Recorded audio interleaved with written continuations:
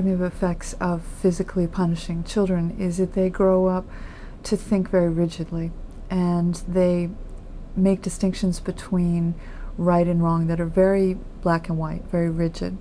So when they have children of their own, they will tend to categorize their own children's behavior as good or bad, right or wrong, and tend to respond in very rigid, sometimes extreme ways to bad behavior among their children. So that's one of the ways in which violence is transmitted from one generation to the next. Actually, the notion of a link between childhood punishment and adult attitudes and responses goes back a long way theoretically. As early as 1950, Adorno and some of his colleagues published a now famous classic book called The Authoritarian Personality. And it's ironic that Adorno and his colleagues actually began their research in psychology studying anti-Semitism in Germany in the early 1930s. They were forced to flee Nazi Germany, and they reassembled their research team in America and broadened their study from anti-Semitism to prejudice in general. Adorno and his colleagues theorized that people who are prejudiced are subjected to a particular type of child rearing. Their parents are both harsh and punitive, and since Adorno and his colleagues were trained as Freudians, they theorized that harsh, punitive parents inhibit children's normal impulses, that children have sexual impulses quite normally, but the parents can't bear any expression of that in their children, and they simply insist that the children be asexual creatures. And perhaps more importantly, parents of this type, insist that their children never get angry. Anger is an affront to these parents. And all children do get angry. They get angry at their siblings, at their parents. So what happens when a child is forced to completely obliterate any feelings of anger towards the parents or anybody else? Adorno and his colleagues argued that there are two defense mechanisms that keep children from knowing about these threatening impulses, anger and sexual impulses. On the one hand, children from these kinds of families project whatever is unacceptable in them onto other people. And those other people are usually despised minorities within a society. The parents give children cues about who are the bad people.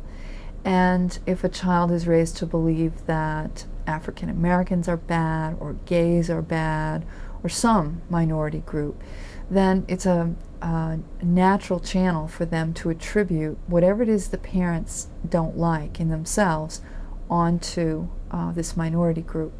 I think it's interesting if you look at some of the racist kind of slander against various groups in America.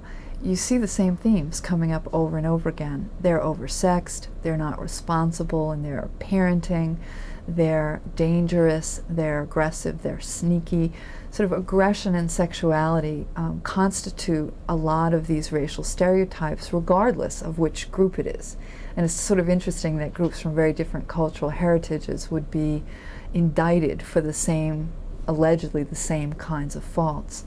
So projection is really a wonderful mechanism, wonderfully economical in the sense that once you've projected your own negative characteristics onto some minority group, then you become convinced that they're bad and they're unworthy. And they can become an acceptable target for rage. The rage that children feel towards harsh and punitive parents, which can't be expressed toward the parents, gets displaced, that's the second defense mechanism, onto these bad people. And of course it makes sense to support punitive public policies towards gays or welfare mothers or African Americans or whoever it might be, because they are perceived as deserving of punishment because they have these negative characteristics. This is what Adorno and his colleagues thought was the psychological mechanism that contributed to prejudice, why people come to hold negative views of minority groups. And it's a theory about prejudice that can be applied more widely, as we did in our research.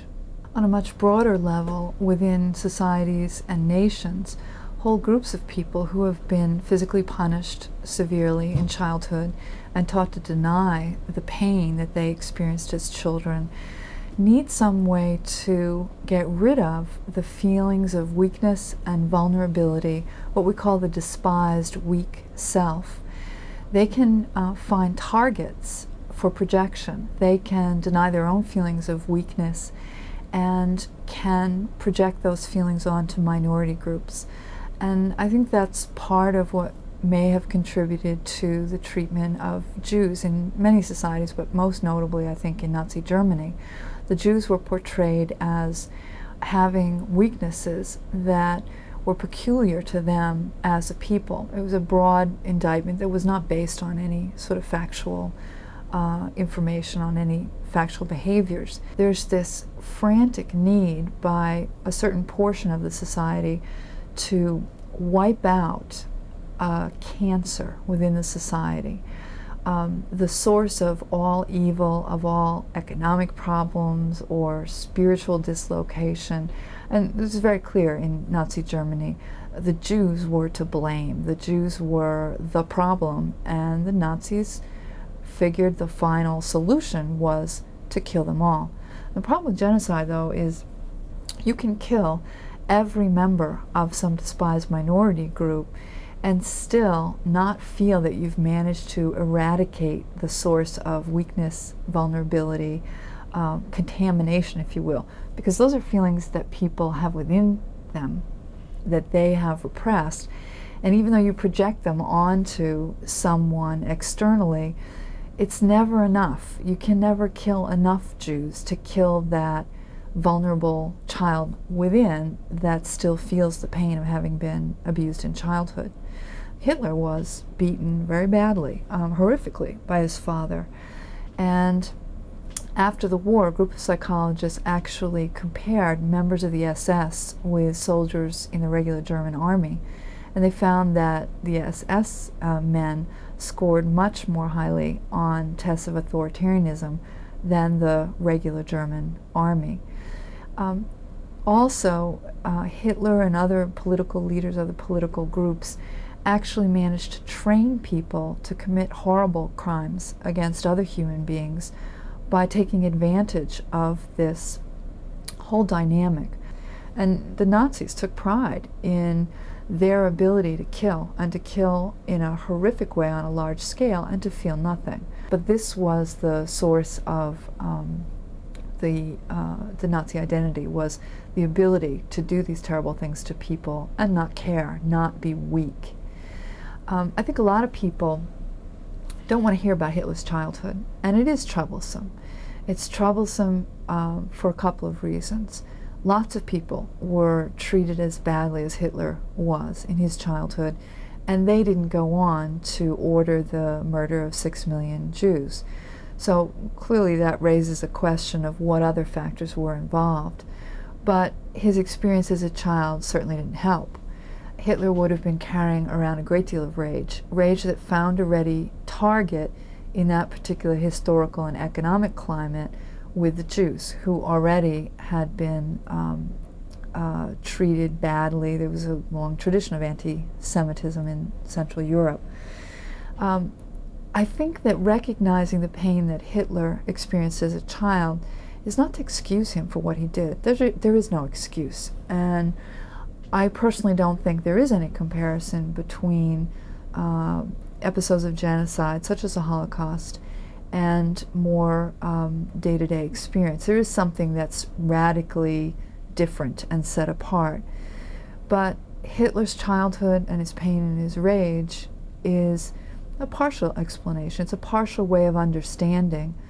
And surely, if no child was ever treated that way in the future, I think it would significantly cut down on the possibility of such wide-scale violence.